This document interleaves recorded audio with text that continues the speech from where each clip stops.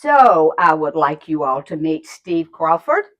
And Steve is a watercolor painter today. He's been an oil painter and acrylic painter and man of many talents. And today, tell us what you're working on today and where you got your inspiration.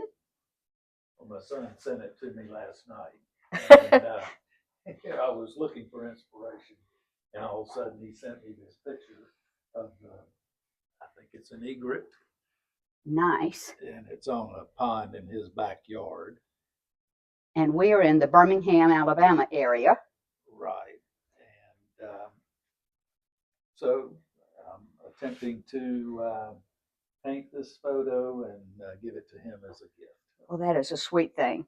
Um, what you have done, you're working in watercolor and you are using good brushes. I'm always happy when people don't have to fight with their materials. And you did not leave that in the water, I'm sure. Right. Did not leave that in the water. And so the way Steve is proceeding with this is to work from the general to the specific.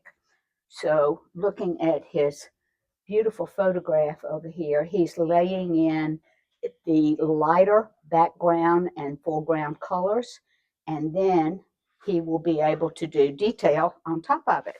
So congratulations. We'll be back and hopefully see the final. Good job.